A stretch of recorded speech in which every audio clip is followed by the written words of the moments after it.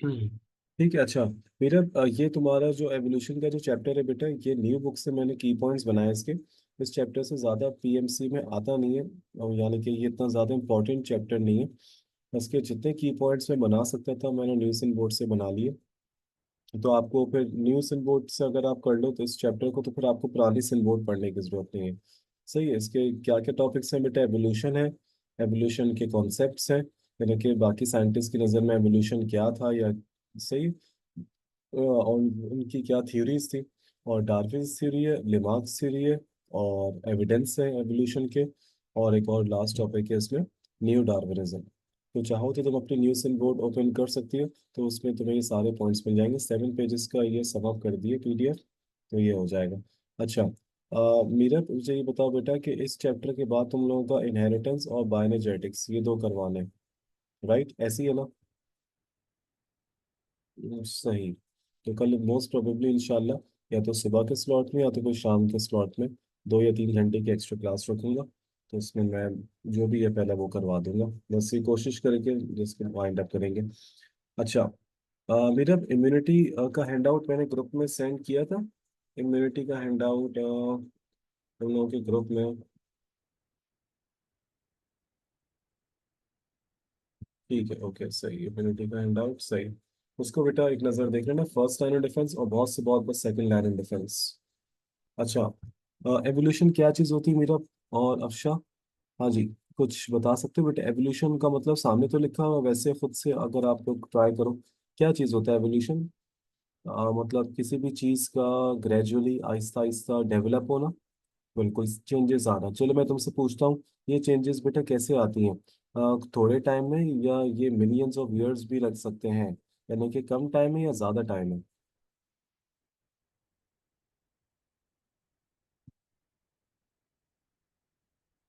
Very good, सही है। और ये जो चेंज आते हैं मीरा, वेरी गुड। तो ये जो है बेटा, ये सिंपल से कॉम्प्लेक्स फॉर्म में होता है या कॉम्प्लेक्स टू सिंपल फॉर्म होता है?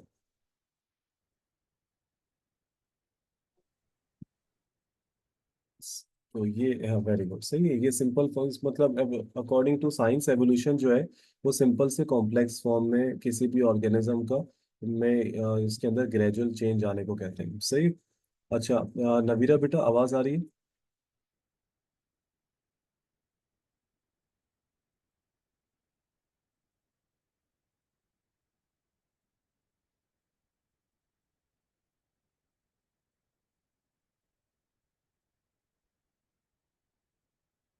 नवीरा बेटा आवाज आ रही है मेरी?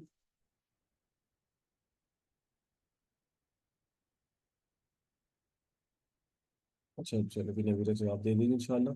अच्छा बेटा, एवोल्यूशन क्या लिखा हुआ है इसमें? एवोल्यूशन लिखा है बेटा, एवोल्यूशन एक लैटिन जुबान का लफ्ज है। मेरा मैं इसको थोड़ा जूम कर देता हूँ, आई होप ये थोड़ा सा क्लियर हो जाएगा। सही। अच्छा, एवोल्यूशन बेटा लैटिन जुबान का वर्ड है। इसको हम लोग बेटा बायो में कहते हैं किसी भी चीज़ का अनफोल्ड होना, यानी कि कोई चीज़ फोल्ड है तो वो अनफोल्ड हो गई, यानी कि अब जाहिर हो रही है। या उस चीज़ का क्या होना बेटा? इमर्ज होना। सही है। किसी भी ऐसे स्ट्रक्चर से जो पहले इनक्लोज है, यानी कि पहले वो चीज़ जाहिर नहीं होती, अब वो चीज़ इमर्ज हो गई है, अनफोल्ड हो गई है। सही है। या किसी भी चीज़ की हिस्टोरिकल डेवलपमेंट, जैसे तुमने अर्ज किया कि सर इसमें बहुत ज़्यादा टाइम लगता है, तो हिस्टोरिकल डेवलपमेंट लिखा हुआ है यहाँ पे। सही। Historical development. एवोल्यूशन क्या प्रोसेस है बेटा? एवोल्यूशन एक ऐसा प्रोसेस है जिसमें कोई भी ऑर्गेनिज्म जो है वो उसके अंदर ग्रेजुअल चेंजेस आती है, ग्रेजुअल चेंजेस। सही। इसको इस तरह कर लेते हैं हाईलाइट ताकि सही लगे। इसमें ऑर्गेनिज्म में ग्रेजुअल चेंजेस आती है। सही है। लैटिन जुबान का वर्ड है, ये बहुत अच्छा लिखा हुआ है न्यू बुक में, अनफोल्डिंग या इमर्जेंस। सही। और इसमें एक इस तरह आहिस्ता आहिस्ता ग्रेजुअल चेंजेस का मतलब, इसमें इस तरह आहिस्ता आहिस्ता चेंजेस आती हैं कि वो ऑर्गेनिज्म सिंपल फॉर्म से किस फॉर्म में कन्वर्ट हो जाता है? कॉम्प्लेक्स फॉर्म में। सही है। एवोल्यूशन के बेटा कॉन्सेप्ट्स क्या क्या थे साइंटिस्ट के? बेटा एक थ्योरी है, बहुत मशहूर थ्योरी, इस थ्योरी का नाम है थ्योरी ऑफ स्पेशल क्रिएशन। सही है। ये थ्योरी किसने पेश करी थी बेटा? ये थ्योरी जो सबसे ज्यादा सपोर्टर थे और पेश करी थी, उन साहब का नाम था फादर सुआरेस। तो स्पेशल क्रिएशन की थ्योरी क्या कहती है बेटा? आपको इस चैप्टर में थ्योरीज याद करनी। थ्योरी के स्टेटमेंट दे के वो आपसे साइंटिस्ट पूछ सकता है, या साइंटिस्ट का नाम दे के वो आपसे थ्योरी पूछ सकता है। थ्योरी ऑफ स्पेशल क्रिएशन का मतलब ये है कि मतलब इसने ये बताया कि सारे लिविंग एंटिटीज, सारे लिविंग ऑर्गेनिजम्स को गॉड ने बनाए, और जो वो आज की फॉर्म में है, जैसे वो अभी दिखते हैं, वो वैसे ही है शुरू से, और उनमें कोई चेंज नहीं आया। यानी कि so are suppose to be fixed, यानी इनमें कोई म्यूटेशन, कोई चेंज नहीं है, और इम्यूटेबल यानी कि इनमें कोई चेंज नहीं आ सकता। सही। तो ये सिलसिला है, और ये गलत बात है, ऑर्गेनिजम्स में चेंज आ सकता है वक्त के साथ साथ, यानी कि थोड़ा बहुत, मतलब जो चेंज होता है इन शॉर्ट, वो फिक्स तो नहीं है। तो ये इस थ्योरी को हम लोग कहते हैं फिक्सिटी ऑफ स्पीशीज। और जिसके मानने वाले एक और साहब थे जिनका नाम था कैरोलिस लिनियस। सही। तो थ्योरी ऑफ स्पेशल क्रिएशन में कहा था कि कोई जो ऑर्गेनिज्म अभी जैसा है, वो शुरू से ऐसे ही था, और उसमें कोई चेंज नहीं आया है, यानी कि उसमें कोई म्यूटेशन, कोई जेनेटिक चेंज कुछ भी नहीं आया, वो फिक्स्ड है। तो फादर सुआरेस साहब को सपोर्ट किया था कैरोलिस लिनियस ने। सही। कैरोलिस लिनियस ने सपोर्ट किया था। अगली थ्योरी बेटा, theory of evolution. Organisms are evolve through gradual process. Organisms कैसे इवॉल्व होते हैं? ग्रेजुअल प्रोसेस से। सही। और from simple to complex forms during the course of time. तो उसने कहा था कि ऑर्गेनिजम्स जो हैं, वो ग्रेजुअल प्रोसेस से आहिस्ता आहिस्ता चेंज हुए, from simple form to complex forms during the course of time. सही है। अच्छा, जॉर्ज बुफॉन साइंटिस्ट थे जिन्होंने सबसे पहले बताया था जियोलॉजिकल टाइम स्केल।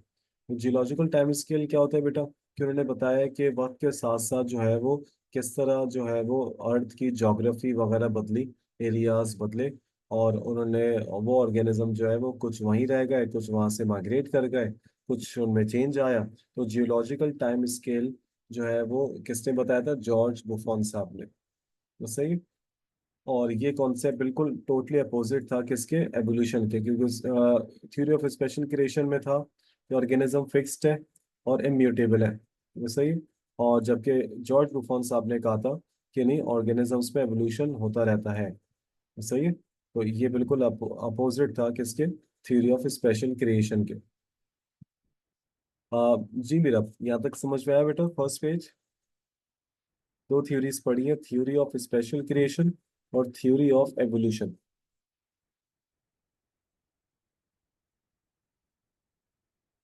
आप सही। नवीरा, आवाज आ रही बेटा? Yes sir. सही सही, ठीक है। अगली थ्योरी बेटा कौन सी थी? अच्छा सॉरी, अगला जो पॉइंट है वो कौन सा पॉइंट है? थ्योरीज खत्म हो गई। कौन कौन से एविडेंस मिले, तो अपनी बुक्स में आप चेक करो कौन कौन से एविडेंस है, तो मैंने सीक्वेंस में लिखे में शॉर्ट करके जितना सम अप कर सकता था। देखो बेटा, एविडेंस का मतलब होता है सबूत। तो साइंटिस्ट ने या साइंस ने एविडेंस कौन कौन से निकाले एवोल्यूशन के? तो पहले जो एविडेंस निकाला है वो बायोज्योग्राफी से निकाला है। बायोज्योग्राफी का मतलब ये है कि मतलब अर्थ की ज्योग्राफी और उसके साथ उसके अंदर रहने वाले जानदार, bio means life.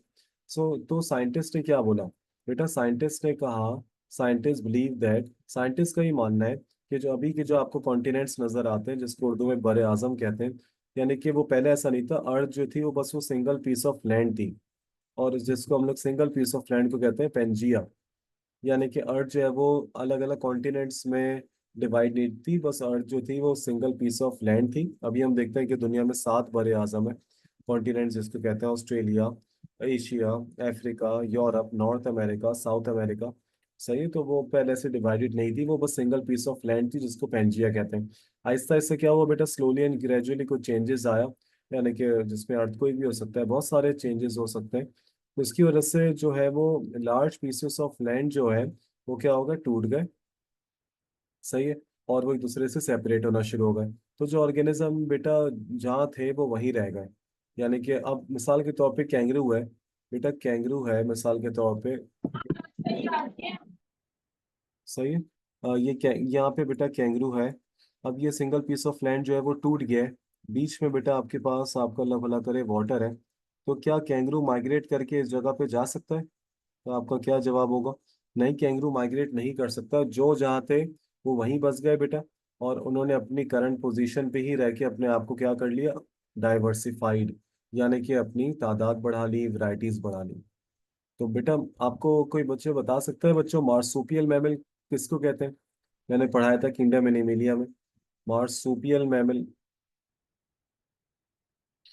Marsupial mammal किसको कहते हैं, या इसका एक और नाम क्या है? मैमल्स की क्लास है बच्चों, मार्सुपियल मैमल्स। मैं बता देता हूँ बेटा, इसको हम लोग बायो में कहते हैं पाउच्ड मैमल्स। तो मार्सुपियल मैमल्स का, अच्छा ठीक है, मैं देख लेता हूँ एक सेकेंड।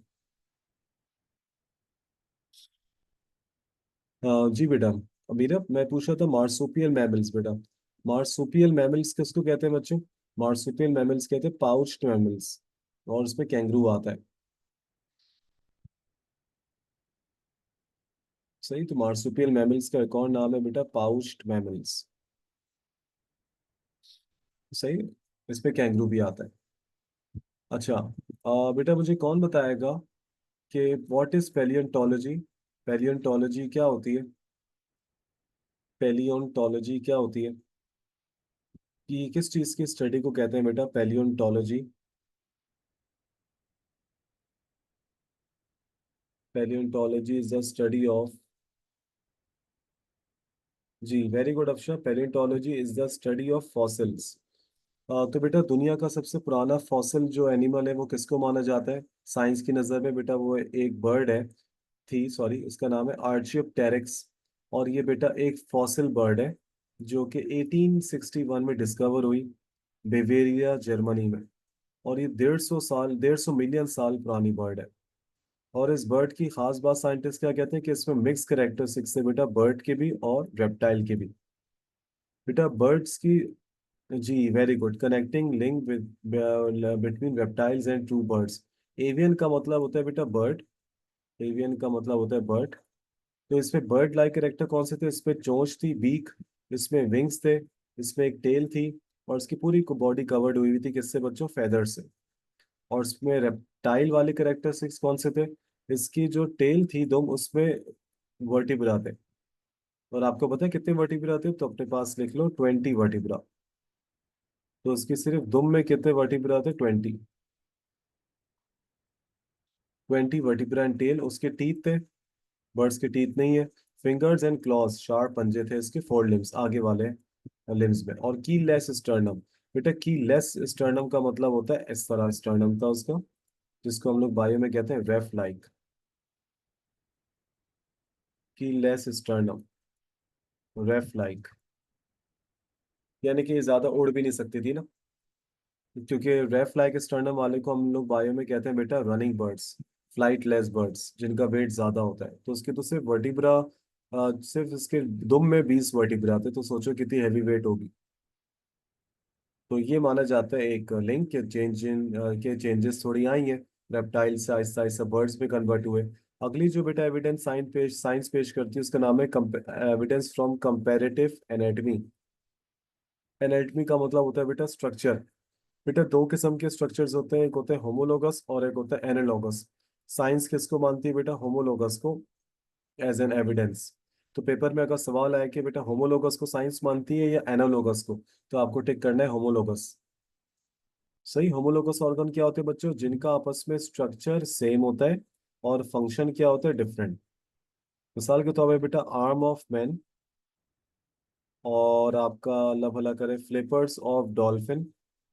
सही है। Four limb of a horse and wings of bat. ये सारे आपस में इनका स्ट्रक्चर थोड़ा सा सिमिलर है, बट फंक्शन अलग है। आर्म ऑफ मैन चीज़ों को लिखने में काम आता है, चीज़ों को उठाने में। फ्लिपर ऑफ व्हेल जो है वो स्विमिंग के काम आते हैं।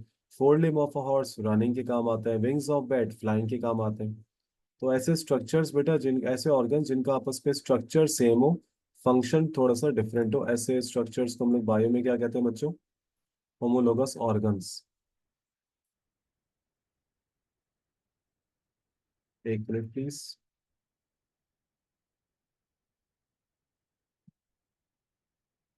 मैं आपको दिखाता हूँ।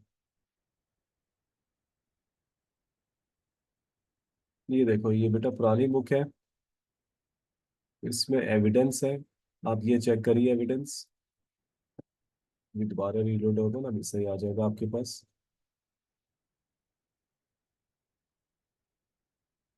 ये देखो बच्चों, आपके पास बना हुआ ये, as you all can see, human और कैट, ये बहुत सिमिलर है, इनके फोर आर्म्स है, यानी कि अपर लिम्स है, लेकिन बेटा फंक्शन अलग है। तो ऐसे ऑर्गन्स को बायो में कहते हैं होमोलोगस ऑर्गन्स। बेटा कौन मुझे बता सकता है एनालोगस ऑर्गन्स का मतलब क्या होगा? एनालोगस ऑर्गन इससे बिल्कुल अपोजिट है बेटा, जिसको साइंस एविडेंस नहीं मानती एवोल्यूशन का। एनालोगस ऑर्गन्स क्या होंगे? जिनका आपस में स्ट्रक्चर डिफरेंट होगा, फंक्शन सेम होगा। सही। तो उसको हम लोग बायो में कहते हैं एनालोगस। अभी बताता हूँ।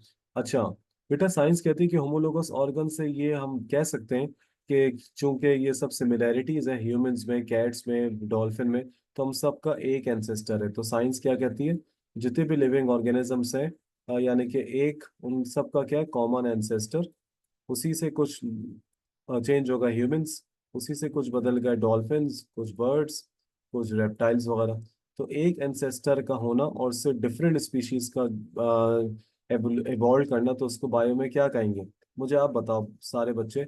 डाइवर्जेंट एवोल्यूशन कहेंगे, डाइवर्ज होना, फैलना, या कन्वर्जेंट जिसको कहते हैं सिकुड़ना?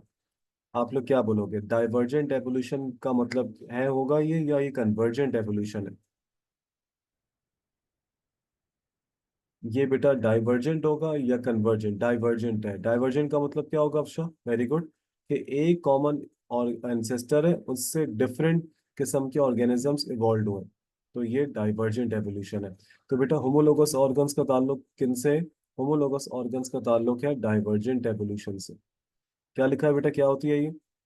सिंस टू और more species share common ancestry, दो और दो से ज्यादा अलग स्पीशीज का एंसेस्टर एक है। अगला कौन सा होता है बेटा? कन्वर्जेंट एवोल्यूशन, जिसमें जिक्र है एनालोगस ऑर्गन्स का। कन्वर्जेंट का मतलब होता है, इसका अपोजिट कर लो, यानी कि कई डिफरेंट ऑर्गेनिजम्स का एक कॉमन एंसेस्टर होना। सही है। अब जरा देखो क्या लिखा हुआ है, organs which are similar in function, function same है, स्ट्रक्चर डिफरेंट है, कन्वर्जेंट एवोल्यूशन। सही है। तो साइंस कहती है यार, इससे ज्यादा हम लोग इस थ्योरी को मानते हैं। हालांकि अजीब बात है। Wings of an insect, insect के विंग्स, बर्ड के, बैट के विंग्स, बर्ड्स के विंग्स, इनका आपस में फंक्शन सेम है, तीनों काम आते हैं उड़ने के, लेकिन स्ट्रक्चर क्या है? डिफरेंट है।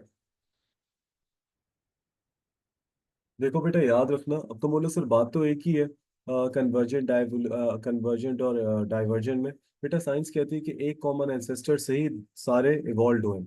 सही। एवोल्यूशन का मतलब होता है चेंज आना। तो साइंस कहती है ऐसा कुछ नहीं हुआ है कि सब जो है ऑर्गेनिज्म जो है, इन शॉर्ट वो कन्वर्ज होके एक कॉमन एंसेस्टर बना ले। साइंस कहती है सबका एक एंसेस्टर था, उससे सब निकले। तो साइंस कहती है कि डाइवर्जेंट एवोल्यूशन सही एविडेंस है एवोल्यूशन का।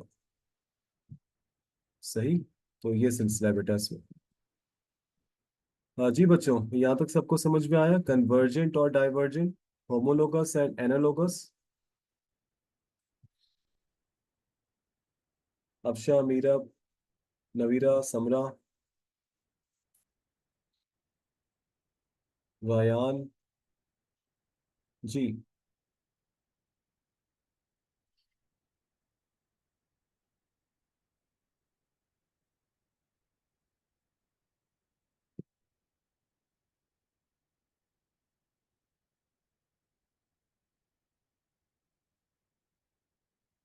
सही।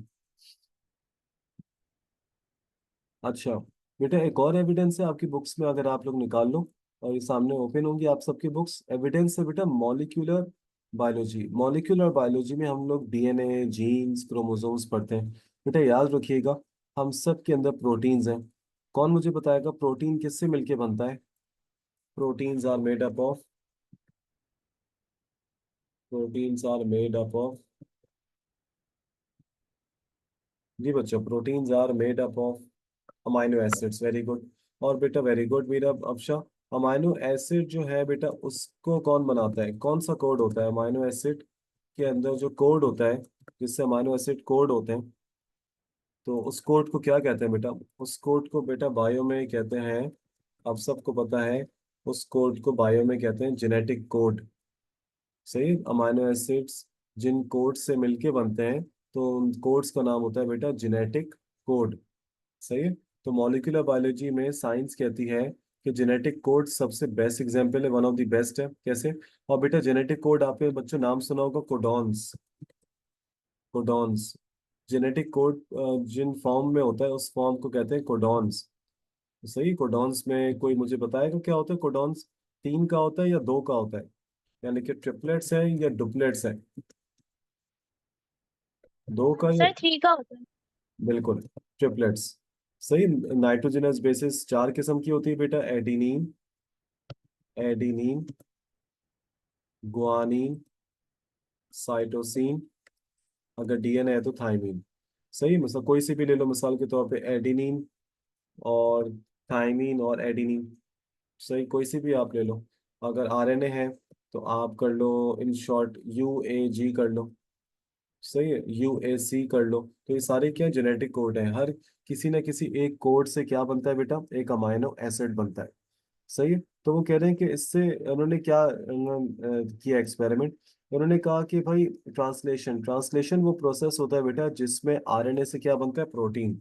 मैं यहाँ लिख देता हूँ, translation is the process in which, हमारी बॉडी का जो आरएनए होता है makes proteins, in which RNA makes proteins. RNA से प्रोटीन का बनना ट्रांसलेशन, और डीएनए से आरएनए का बनना ट्रांसक्रिप्शन। सही है। वो कह रहे हैं कि जो ट्रांसलेशन होती है डीएनए में और अमाइनो एसिड्स में प्रोटीन बनाने के लिए, वो तमाम ऑर्गेनिजम्स में सेम है, यूनिवर्सल है। इन्होंने कैसे कंफर्म किया इस बात को, उन्होंने कहा कि आप किसी भी ऑर्गेनिज्म से या किसी भी इंसान से, मैमल से, उसका क्या उठा लो बेटा, मैसेंजर आरएनए निकाल लो। मैसेंजर आरएनए क्या होता है बेटा, एक ऐसा आरएनए जो डीएनए से बनता है, और ये आरएनए आगे जाके एक प्रोटीन बनाएगा, और वो प्रोटीन आगे क्या बनाने के काम आएगा, हीमोग्लोबिन। बेटा हीमोग्लोबिन का मतलब है, हीम का मतलब होता है आयरन। हीम का मतलब क्या है बेटा, आयरन। और ग्लोबिन का मतलब क्या है बेटा, ग्लोबिन का मतलब होता है प्रोटीन। तो इन शॉर्ट वो कह रहे हैं कि हमने एमआरएनए को अलग किया, मैसेंजर आरएनए को, और वो क्या बनाता है आगे जाके, वो बनाता है प्रोटीन, और वो प्रोटीन काम आता है हीमोग्लोबिन में। और इसको, इस एमआरएनए को हमने इंजेक्ट कर दिया किसमें बेटा, ई कोलाई बैक्टीरिया, बहुत मशहूर बैक्टीरिया। नॉर्मली जाहिर सी बात है बैक्टीरिया में तो हीमोग्लोबिन नहीं होता, लेकिन अब आ गया है। तो हमने क्या किया बेटा, हमने मैसेंजर आरएनए उठाया किसी भी इंसान से या मैमल से, हमने उसको कहाँ इंसर्ट कर दिया बेटा, एक बैक्टीरिया में। सही, बैक्टीरिया का ये सेल है, इसके अंदर ही क्रोमोसोम्स है। मैसेंजर आरएनए आपने यहाँ उठा दिया। ये मैसेंजर आरएनए क्या बनाता है बेटा, ये मैसेंजर आरएनए बनाता है हीमोग्लोबिन। अब मेरा आपसे सवाल है बेटा, क्या ये बैक्टीरिया हीमोग्लोबिन बनाएगा या नहीं बनाएगा। अब आप सोच के बताओ सारे, क्या ये बैक्टीरिया अब हीमोग्लोबिन बनाएगा इंसान वाला या नहीं बनाएगा। तो यस और नो बोलो आप।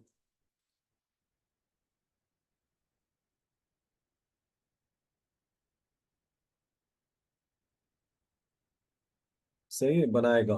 क्यों बनाएगा, हालांकि हीमोग्लोबिन बनाना बैक्टीरिया का तो काम नहीं है, हीमोग्लोबिन तो हमारे ब्लड के अंदर होता है, और वो ब्लड को हमारे रेड कलर देता है। क्योंकि आपने मैसेंजर आरएनए डाल दिया इस बैक्टीरिया के अंदर, अभी बैक्टीरिया ने उसको ऐसा एनवायरनमेंट प्रोवाइड कर दिया कि ये अब हीमोग्लोबिन बना ले। पहले तो नहीं बना रहा था, लेकिन अब बनाएगा। तो इससे साइंस कहती है कि इंसान और बैक्टीरिया में सिमिलैरिटी है। तो क्या लिखा हुआ है, वो कह रहे हैं कि ऐसे कोई ना कोई चीज सेम तो है, जो ई कोलाई बैक्टीरिया और मैमल में क्या है बेटा, कॉमन है। सही है। तो वो कह रहे हैं कि जबरदस्त, ये एवोल्यूशन है। क्योंकि बैक्टीरिया का सेल बेटा कौन सा होता है बच्चों, प्रोकैरियोट या यूकैरियोट। तो बैक्टीरिया का सेल होता है बेटा प्रोकैरियोट। तो साइंस कहती है पहले कौन आया है दुनिया में, तो बेटा साइंस कहती है किससे एवोल्यूशन हुआ है हमारा, प्रोकैरियोट्स। प्रोकैरियोट्स, वेरी गुड मेरा, प्रोकैरियोट्स इवॉल्व इन यूकैरियोट्स, यानी कि हम सब प्लांट्स, एनिमल, फंगस किससे इवॉल्व हुआ है बेटा, प्रोकैरियोट से। Very good. और बहुत मशहूर प्रोकैरियोट है, बहुत पुराना बैक्टीरिया है, आर्काई बैक्टीरिया। मेरा, आर्काई बैक्टीरिया के पास क्या चीज नहीं होती बेटा, as compare to normal bacteria, बता सकती है। Archaea bacteria does not have dash, archaea bacteria does not have dash.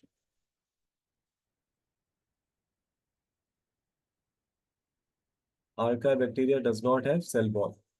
तो आर्काई बैक्टीरिया के पास सेल वॉल नहीं होती, नॉर्मल बैक्टीरिया के पास सेल वॉल होती है। सही। तो ये था बेटा आपके पास ये कॉन्सेप्ट।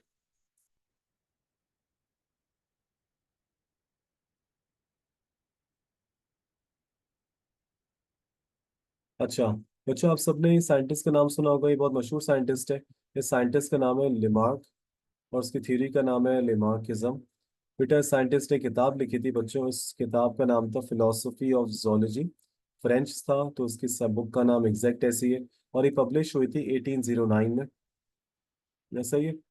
इसकी थ्योरी, ये लेमार्क थ्योरी का एक और नाम बेटा बहुत मशहूर है, याद कर लो। इसकी थ्योरी का नाम था इनहेरिटेंस ऑफ एक्वायर्ड कैरेक्टर्स। क्या बेटा हमारे, अच्छा, एक्वायर्ड कैरेक्टर्स कौन से होते हैं बेटा, जो वक्त के साथ साथ हम लोग हासिल करते हैं। मिसाल के तौर पे अगर कोई बॉलर है तो वक्त के साथ साथ जो है उसका जो आर्म है, हाथ है, वो स्ट्रांग हो जाएंगे, बॉलिंग कराता है। सही है। अगर कोई फुटबॉलर है तो वक्त के साथ साथ फुटबॉल खेल खेल के तो उसका जो लेग्स हैं, लेग के मसल वो स्ट्रांग हो जाएंगे। मेरा आप सब बच्चों से ये सवाल है, क्या फुटबॉलर की लेग की स्ट्रेंथ और एक बॉलर के आर्म की स्ट्रेंथ, क्या उसकी अगली जनरेशन में इनहेरिट होगी, या ये करेक्टर उसका एक ऐसा करेक्टर है जो इनहेरिट नहीं होगा? बिल्कुल भी ये इनहेरिट होने वाली चीजें नहीं है। ऐसे करेक्टर्स का ताल्लुक बेटा हमारे कौन से क्रोमोसोम से होता है, कौन बताएगा? सोमेटिक क्रोमोसोम से होता है या सेक्स क्रोमोसोम से होता है? ऐसे करेक्टरिस्टिक्स जो होते हैं हमारे, सोमेटिक क्रोमोसोम्स या सेक्स क्रोमोसोम्स? सही है। तो नहीं मीरा, ऐसे ट्रेड्स का ताल्लुक हमारे सोमेटिक सेल से होता है। सेक्स क्रोमोसोम का जो इनहेरिटेंस होती है वो अगली जनरेशन में भी आती है। अगर कोई अपनी नाक या कान छिदवा रहा है, बोरिंग करवा रहा है, in short boring of holes in ears and nose, तो क्या वो इनहेरिट होगा अगली जनरेशन में? नहीं इनहेरिट होगा, क्योंकि ये वाला कैरेक्टर उसका क्या है बेटा, ये वाला कैरेक्टर उसका एक सोमेटिक ट्रेट है। सही। आ, हाँ बेटा, सोमेटिक सेल अलग चीज है। सोमेटिक सेल हमारे नॉर्मल बॉडी के सेल्स हैं, वो रिपेयर होते रहते हैं। जबकि जो सेक्स क्रोमोसोम्स है, वो बेटा फिर अगली जनरेशन में चीजें इनहेरिट करवाते हैं। सही है। तो ये सीन है। तो मतलब ये सब जो मैं आपको एग्जांपल बता रहा था, ये सब आपके सोमेटिक सेल की थी। सही है। इन शॉर्ट हमारी बॉडी में समझो दो किस्म के सेल्स हैं। सोमेटिक सेल जिनसे मिलके हमारी फिजिकल अपीयरेंस है पूरी, बाल, आंखें, हाथ, पाँव सब। और एक दूसरे किस्म के सेल्स है जो हमारा जेंडर डिसाइड करते हैं। तो लेमार्क ने इन सेल्स के बारे में, जिसको पता ही नहीं था, उसने ऐसी अपनी थ्योरी बता दी। इसने कहा कि मैं आपको बहुत मशहूर एक पिक्चर दिखाता हूँ सारे बच्चों को, अब आप डिसाइड करो लेमार्क सही था कि नहीं। बेटा लेमार्क का कहना ये था, आप लोगों ने बहुत मशहूर एग्जाम्पल सुनी होगी बेटा जिराफ की। बेटा ये पिक्चर क्या कहती है आप सबको? जो भी बच्चा यहाँ सुन रहा है, मीटिंग में है, प्रॉपर आवाज आ रही है। तो बेटा जिराफ, लेमार्क ने कहा था कि जिराफ जो थे पहले जो है वो ग्राउंड पे फीड करते थे वेजिटेशन, घास वगैरह। ऐसा ऐसा ट्रीज लंबे होते गए और ये अफ्रीकन कंट्रीज में माइग्रेट होते गए। पूरा लिखा हुआ भी है, आप देखो। ये अफ्रीका में माइग्रेट होते गए। सही है। तो उनकी गर्दन स्ट्रेच हुई। उसके बाद स्ट्रेच होने के बाद अगले जो जिराफ है, वो उनकी गर्दनें क्या हो गई, काफी सालों बाद लंबी हो गई। सही है। जो कि ऐसा नहीं है। गर्दन का लंबी होना बेटा सोमैटिक प्रॉपर्टी है, इसका सेक्स क्रोमोसोम से ताल्लुक नहीं है जो अगली जनरेशन में भी आ जाए। तो लेमार्क ने प्रॉपर नहीं बताया था कि ये किस तरह आई। अगर वो प्रॉपर बता देता तो शायद सही होता। तो बेटा लेमार्क की जो थ्योरी है, उसके कुछ पॉइंट्स हैं। दो पॉइंट्स है बेटा। एक पॉइंट का नाम है use and disuse of organs. दूसरे पॉइंट का नाम है इनहेरिटेंस, यानी कि चीजों को इनहेरिट करना। कौन सी चीजों को बेटा? जो आपने वक्त के साथ साथ इनहेरिट करी है, एक्वायर्ड करी है। तो लेमार्क ने कहा था कि कोई भी हाथ पांव में चोट लग जाती है वो भी इनहेरिट होगी। कोई भी कान या नाक छिदवा लेता है वो भी इनहेरिट होगा।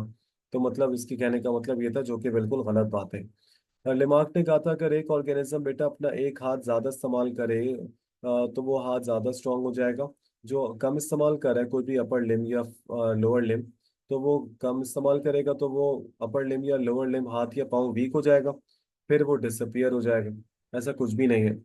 सही है। तो यूज एंड डिस यूज, जो ऑर्गन ऑर्गन ज्यादा इस्तेमाल करेगा वो स्ट्रांग हो जाएगा। जो ऑर्गन कम इस्तेमाल करेगा वो बिल्कुल क्या हो जाएगा बच्चों, डिसअपियर हो जाएगा। सही। इस थ्योरी को बेटा स्ट्रांगली क्रिटिसाइज किया था दो साइंटिस्ट ने। एक साइंटिस्ट का नाम था ऑगस्ट फीसमैन और दूसरे का नाम था क्यूवियर, क्योंकि उन्होंने इसकी जेनेटिक बेसिस बता दी थी, तो उन्होंने उसको स्ट्रांगली क्रिटिसाइज किया था। और लेमार्क थ्योरी का जो बेटा सबसे वो सपोर्टर थे वो दो थे, चार्ल्स और ऑगस्ट। देखो बेटा, अगर एमसीक्यू में वीजमैन आ जाए तो क्रिटिसाइज है, सिर्फ ऑगस्ट आ जाए तो सपोर्टर है। दो अलग अलग बनते थे ऑगस्ट दोनों के नाम में। अच्छा बेटा, लेमार्क थ्योरी में आपको किस चीज का एविडेंस नहीं मिला? क्या लेमार्क ने एक्सपेरिमेंट करके बात बताई थी जिराफ में या नहीं? हाँ जी बच्चों, क्या लेमार्क ने एक्सपेरिमेंट किया था? नहीं, लेमार्क ने एक्सपेरिमेंट नहीं किया था बेटा। सही है। लेमार्क ने एक्सपेरिमेंट करे बिना ये कहानी बता दी थी। जी मेरा, तो लेमार्क ने एक्सपेरिमेंट नहीं किया था। और कोई इसकी जेनेटिक बेसिस नहीं थी। सही है, मैं आपको पुरानी बुक से दिखाता हूँ क्या लिखा हुआ है, जरा चेक करो। लिमार्क ने कहा था कि boring of holes in ears and nose, ये भी क्या होता है, इनहेरिट करता है। और उसका जब ऑब्जेक्शन उठा इस बात पे तो उन्होंने कहा नहीं भाई, ये इनहेरिट नहीं होते। सही है। उसने कहा था बहुत सारी मुस्लिम फैमिलीज जो है वो सरकमजिशन करवाती हैं बच्चों को, जिसको उर्दू में खतना कहते हैं, मुसलमान फैमिलीज। तो ये भी अगली जनरेशन में आता है। तो उन्होंने कहा था कि ऐसा कुछ भी नहीं होता है। तो ये बेटा वीजमैन ने क्या कहा था, हमारी बॉडी में कितने सेल्स है बच्चों, सोमैटिक सेल्स और जर्म सेल्स। सोमैटिक सेल्स वो होते हैं जो हमारी बॉडी का क्या बनाते हैं, different organs of the body. Germ cells आगे जाके क्या बन जाते हैं, फीमेल होगी तो एग सेल, मेल होगा तो स्पर्म सेल। सही है। बेटा ये वीजमैन ने कैसे इस बात को अपने प्रूव किया था। बेटा वीजमैन ने माइस की टेल जो है वो बार बार काटी, और अगर लिमाग सही होता तो टेल अगली जनरेशन में कटी हुई आती, जबकि ऐसा कुछ भी नहीं हुआ। टेल हमेशा अगली जनरेशन में फुल लेंथ में आई। तो बेटा टेल कौन सा करेक्टर है, सोमैटिक करेक्टर है या सेक्स क्रोमोसोम का ताल्लुक होगा, टेल का, दुम का। तो जाहिर सी बात है, टेल का ताल्लुक बेटा किस सेल से होगा, सोमैटिक सेल है। सही है। इसका ताल्लुक उसके जेंडर से नहीं होगा ना।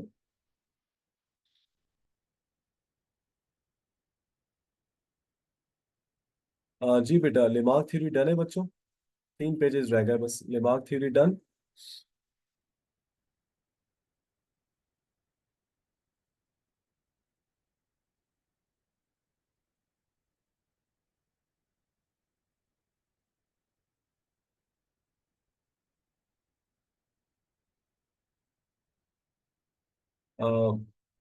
ठीक है। बस बच्चों, मैं आप लोगों को ज्यादा टाइम नहीं लूंगा। मैं बस ये 3 पेजेस पढ़ा के ना इंशाल्लाह फिर क्लास एंड कर दूंगा, डोंट वरी। तो कल इंशाल्लाह, मतलब अब जो 1-2 क्लासेस ऑन कैंपस में होंगी, तो फिर इंशाल्लाह उसमें आप लोगों को जो भी क्वारी है वो भी पूछ लेना, और हम पढ़ भी लेंगे ज्यादा इंशाल्लाह। तो बेटा अभी थोड़ा सा ही है, और मैं क्लास को रिकॉर्ड करूँ तो डोंट वरी, रिकॉर्डिंग भी ग्रुप में सेंड कर दूंगा। बेटा अगला जो टॉपिक है उस टॉपिक का नाम है डार्विनिज्म, डार्विन थ्योरी। बेटा ये वो बंदा था जिसने कहा था इंसान पहले था बंदर। सही है। डार्विन साहब क्या थे, जियोलॉजिस्ट थे। जियोलॉजिस्ट कौन होता है बेटा, कौन बताएगा, व्हाट इज अ जियोलॉजिस्ट, जो किस चीज की स्टडी करता है।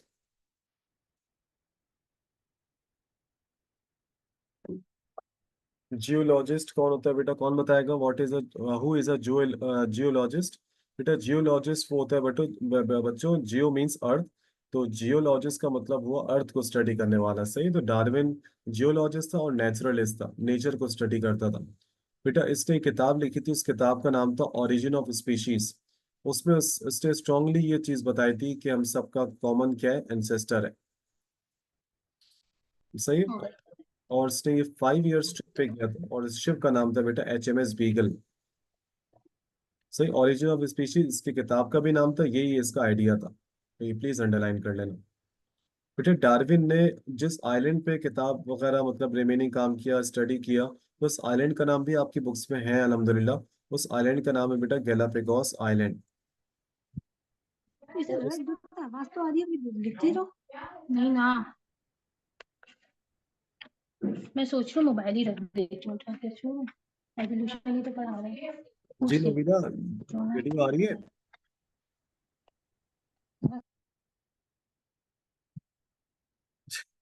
अच्छा मीरा, वीडियो तो आ रही ना बेटा, नवीना तो कुछ और कह रही थी, वीडियो नहीं आ रही। आ रही है। सही सही है। मोबाइल नहीं रखो नवीरा, अब नवीरा भी थोड़ी देर बाद रख लेना। बेटा डार्विन ने कलेक्ट किए थे कौन से स्पीशीज, डार्विन ने कलेक्ट किए थे फिंचेस। क्या आ होता रही है है, आ रही है, ये फिंचेस। नीचे किसी सही। आप ही को सुना है। फिंचेस बेटा दीदी का बर्ड्स। आप ही सही है। फिंचेस है बर्ड्स। सही। तो डार्विन ने बेटा फिंचेस कलेक्ट किए थे, और मैं आपको दिखाता हूँ डार्विन की जो है स्टडीज, उसमें क्या कहा था। बेटा ये कुछ फिंचेस है अलग अलग किस्म के, तो स्पीशी वही है, टाइप्स अलग अलग है। ये वो फिंच है बेटा जो ऐसे इलाकों में रहते हैं जहाँ फ्रूट्स वगैरह खाते हैं, तो इसकी चोंच आप देख सकते हो थोड़ी अलग शेप की है।